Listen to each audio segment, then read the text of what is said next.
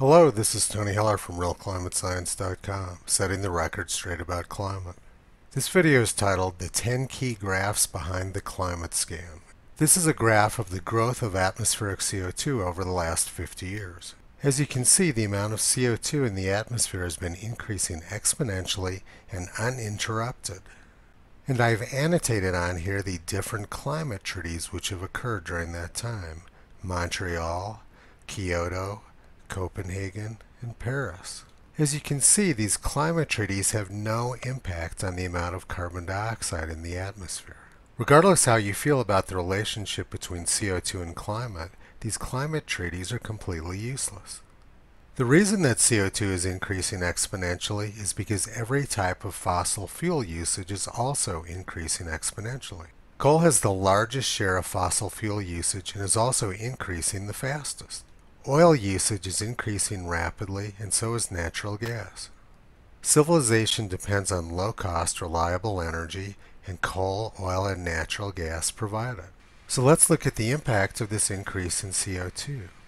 Agricultural productivity is increasing exponentially at every country in Europe. Same story in the United States. Agricultural yields are increasing exponentially and reaching records year after year.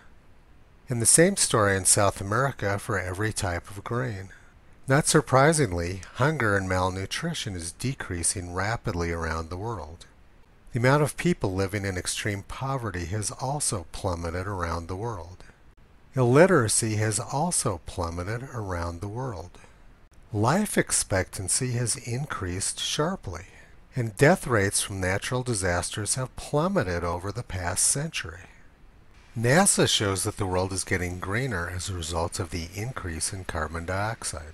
So the lesson here is that increased carbon dioxide and increased availability of low-cost energy is very good for the human race.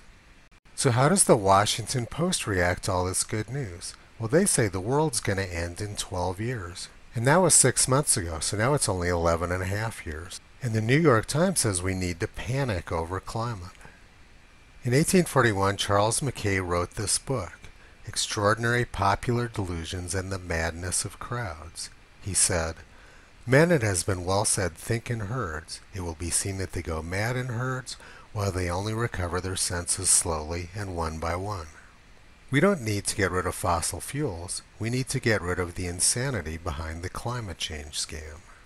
Regardless of all the ridiculous theories and data people produce about global warming, the world is just getting to be better and better for humans to live. Visit Toto on the web at RealClimateScience.com. He's been pulling back the curtain on junk science and propaganda for a long time.